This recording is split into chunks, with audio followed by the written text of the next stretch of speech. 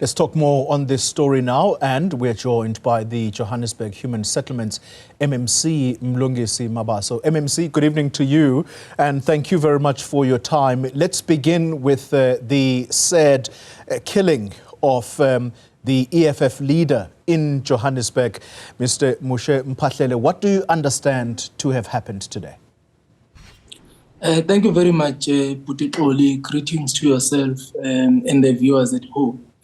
Allow me first to convey my heartfelt condolences to the Mphahlele family and the EFF as an organization and the caucus in the city of Johannesburg under the leadership of Councillor Raserute, and also to the residents of Alexandra where Councillor Mphahlele was residing. Well, yesterday night, around 12 p.m., yes, I received a call from the Speaker of Council informing me of the incident that occurred. And subsequent to that, today morning we had the meeting with the team from JOSCO as an implementing agent, the MMC for public safety and the security that is employed to protect the site at Marlborough. And they did gave us a briefing of what had transpired, and they've indicated that it started in the morning up until afternoon yesterday. And we then said, with all the information that we had received, that will then allow the police to conduct the investigation, so that at least they are able to tell us exactly what had transpired there, and those that are involved in the killing of a councillor. Because what I can confirm from what they shared with us is that the councillor was not fighting, the councillor was engaging, and the councillor was actually not the one who had illegally occupied the houses, but he was there. He was peacefully engaging, but he was with those that had invaded. But he was, in fact, cooperating in the engagement and the discussion between the law enforcement agent and the residents that wanted to occupy those units there. Yeah. At this stage, MMC, is it clear as to where the bullet that struck him may have come from? Because we have the presence of the Johannesburg Metro Police Department on the scene. We also have members of the private security firm. Any clear understanding as to who shot the MMC, or rather the councillor? Well, as much as I'm not going to divulge more on what was shared with us, because the police is dealing with the matter, the one part which actually creates the confusion there is that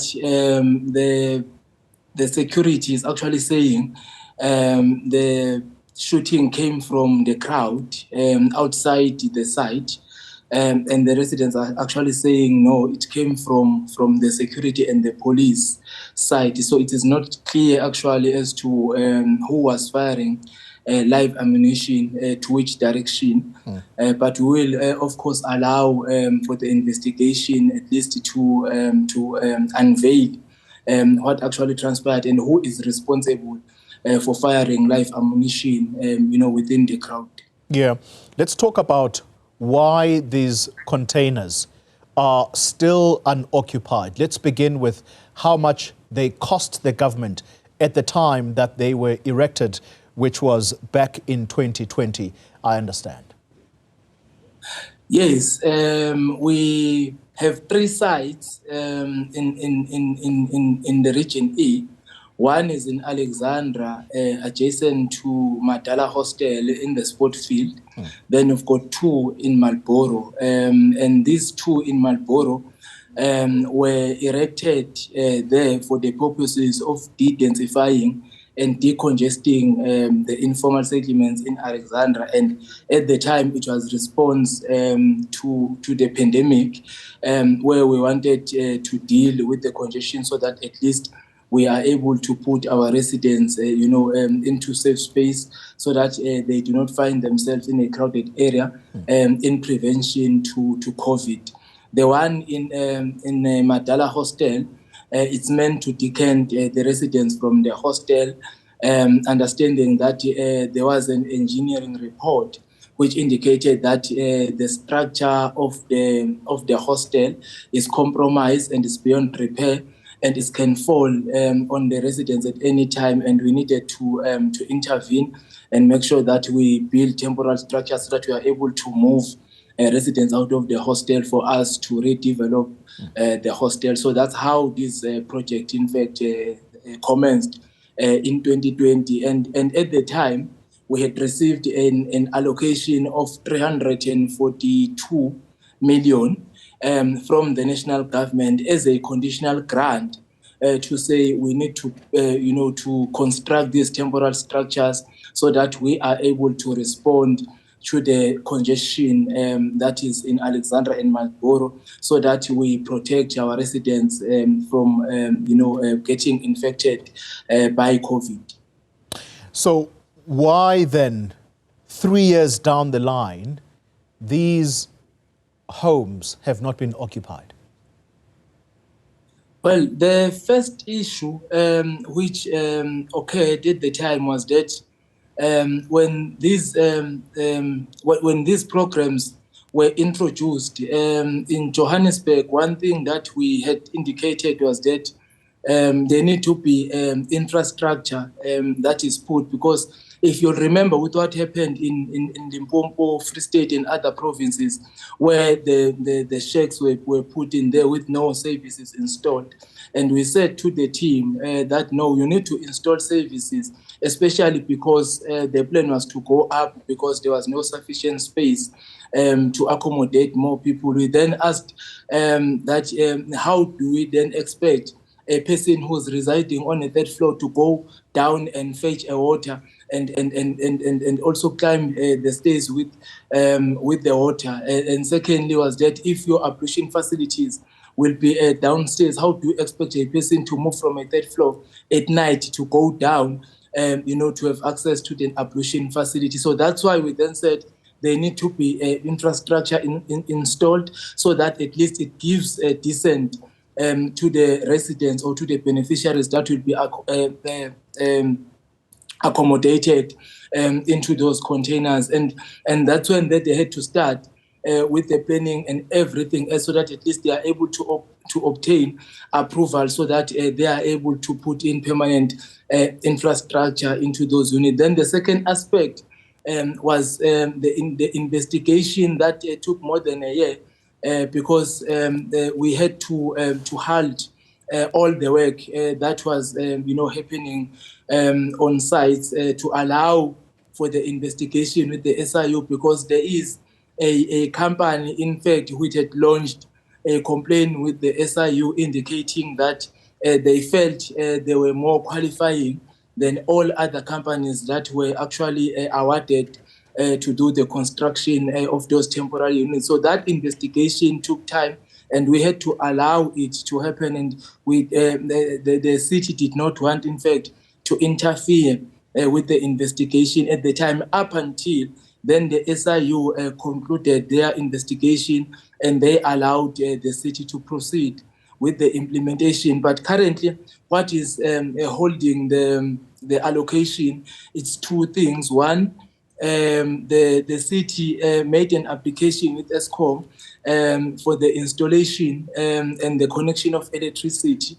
That application has not yet been approved, and they are still waiting, because after they had changed the contractor there, then the application had to be started afresh, because it was a new contractor on site, and we were advised about that today, that Eskom has accepted the application, and they said the city must actually wait for 4 months while they are conducting their own assessment. And the second one is the power of attorney, because apparently those two sites belongs to the Department of Education, and there need to be some power of attorney signed by both the Department of Education and the city, so that we are able to obtain the approvals for us to get occupational certificates.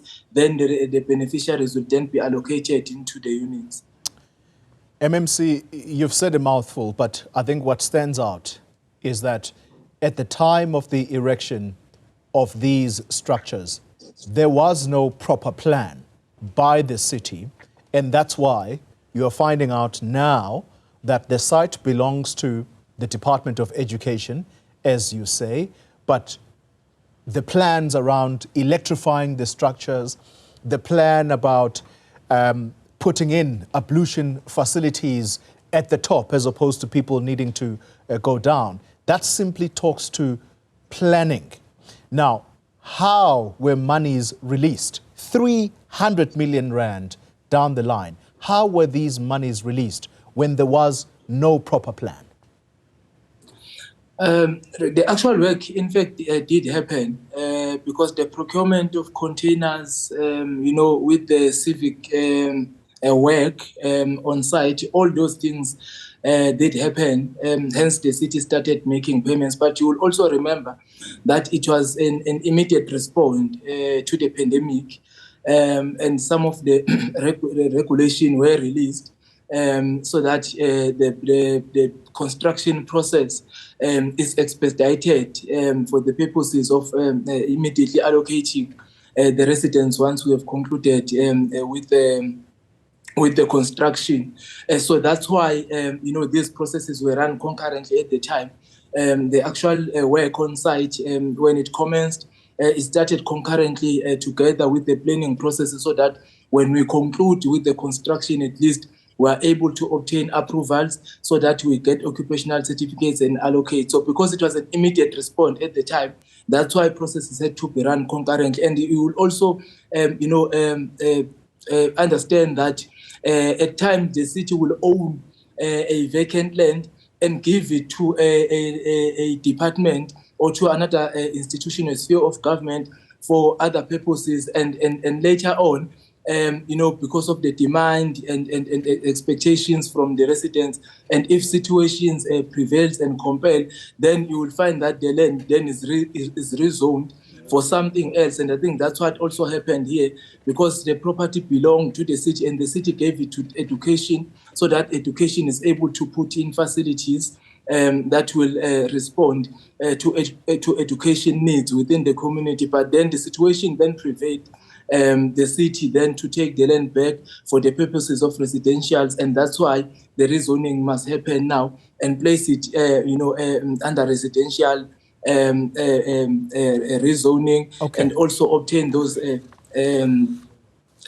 power of attorneys from Department of Education so that we are able to obtain approvals. All right. MMC, final question, and briefly if you can, please. So at the moment, you and I are clear that no one has ever occupied these structures. So do you understand the impatience from the community's side? Because it's winter and I suppose people do need shelter. But second of all, how much more money is now going to be needed in order to put all of the things that we spoke about earlier, electricity, ablution facilities, you name it? How much more money is now likely to be spent on these? Well, we actually do understand the frustration. Everyone will be frustrated. Ourselves as politicians were also frustrated by this because this project should have been completed long time ago. And we've got quite a number of vacant units in Johannesburg that we will need to allocate so that at least rightful beneficiaries get access into their houses. And we are going to make sure that we expedite all those processes so that all the vacant units in Johannesburg are given to the rightful beneficiaries. And with the briefing that we had received today in the meeting, the project manager and the COO of Joburg as an implementing agent, they've indicated that 71 million is required to complete all these three projects. And when they conducted an oversight with the city manager and the office of the executive mayor, after those units were invaded last year, they did, in fact, report that, and the city had committed that we are going to inject an additional amount so that we are able to complete this project and allocate the residents and the rightful beneficiaries into these units. Mlungisi Mabaso is the Human Settlements member of the mayoral committee in the city of Johannesburg. Thank you very much for your time. So there is the confirmation for you. 300 million rand down the line, an additional 71 million rand is needed for these structures to be safely occupied by residents.